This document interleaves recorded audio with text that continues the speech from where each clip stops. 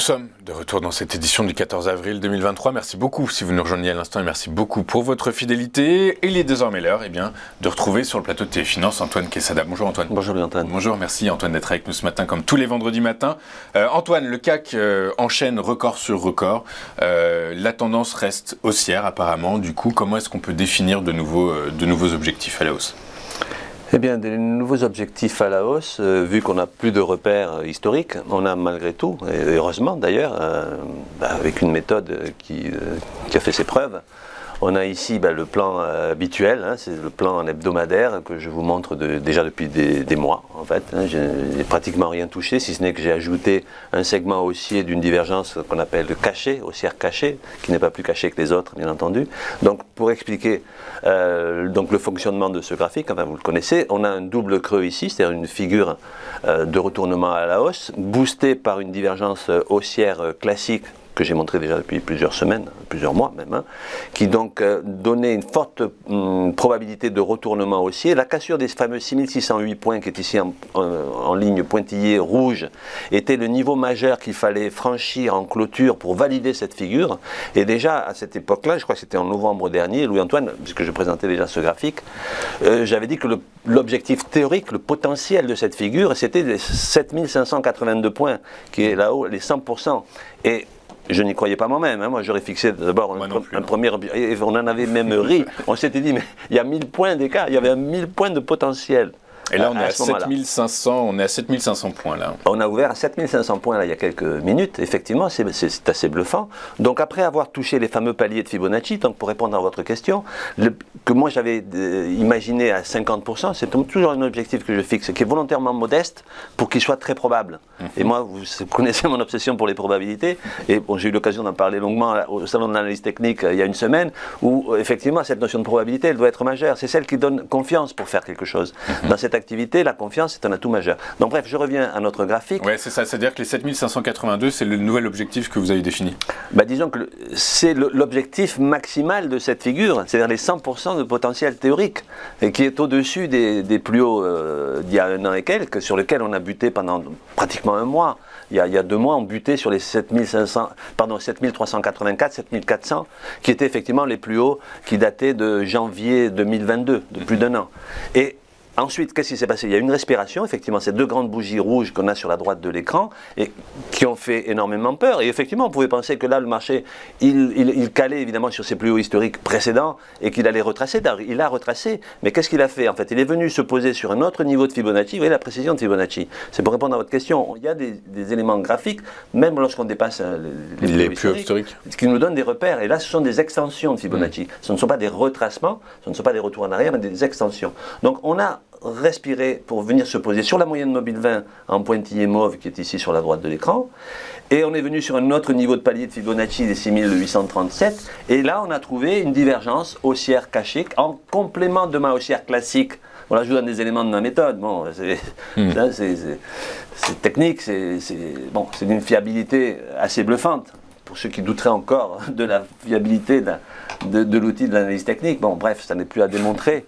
Voilà. Donc, haussière cachée qui, en appui sur la moyenne mobile 20, a boosté les cours. Et effectivement, on est revenu sur les plus hauts d'il y a un an et quelques, sur lesquels on a encore buté.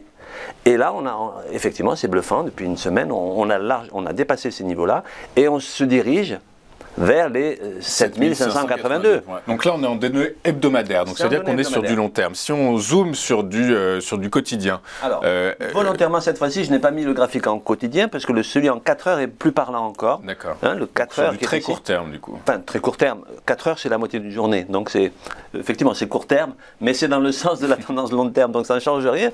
Là aussi, depuis plusieurs semaines, je vous montre ce graphique, et je vous montre encore une fois une divergence haussière ici, c'est-à-dire un segment qui descend sur la courbe des prix, alors qu'à la verticale de celui-ci, on a un segment qui monte sous l'indicateur. Donc, rebond sur ce niveau-là. Il fallait valider une figure qui est un petit peu bâtarde ici, elle n'est pas pure, mais la ligne de cou est malgré tout très précise, qui est une espèce de double, d'épaule tête-épaule inversée, qui est une figure de bossu, quoi. un peu en biais, effectivement, pas très symétrique, il est vrai, mais tout à fait pertinente et tout à fait exploitable. Donc la ligne de cou est ici en pointillé rouge, à 7157 points. Ensuite, qu'est-ce que je fais? Comme d'habitude, je reporte l'amplitude entre le point bas de ce graphique et la ligne de cou reportée à la hausse, et ça nous donne... C'est ça les extensions de Fibo. Extension de Fibonacci, enfin oui, tout à fait. Les ratios de Fibonacci qui sont ici, donc c'est les mêmes que depuis plusieurs semaines. Donc depuis la validation de cette figure en épaule tête-épaule inversée qui s'est faite il y a déjà plusieurs semaines, enfin autour du 20 mars dans ces eaux-là. Et donc ensuite, les différents paliers. On est allé buter sur quoi? Sur 61,8, le fameux ratio majeur, qui, s'il est franchi ensuite, en général, permet d'aller un mouvement vers les 100%. Absolument. Et donc là, on y est tout près. Bon, ça, c'est le graphique que je vous ai envoyé hier soir, bien entendu, en clôture. Alors, ce matin, on a ouvert, comme on l'a dit, à 7500. Et là, qu'est-ce qu'on ralentit un peu. On ralentit un petit peu. 7493. On attend, de toute façon, vous savez, c'est la saison des résultats qui s'ouvre aux États-Unis. Les banques qui publient traditionnellement en premier seront scrutées à la loupe.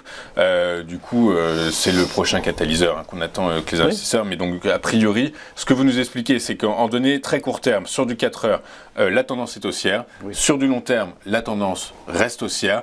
Et qu'avec les extensions de Fibonacci, qui ont les cours ayant franchi les fameux 62, 80, 61,8, et bien désormais on se dirige vers les 100% de cette extension à 7582. C'est ça pour le graphique à long terme. Pour le graphique de long terme, donc 7519 à court terme, 7582 à long terme.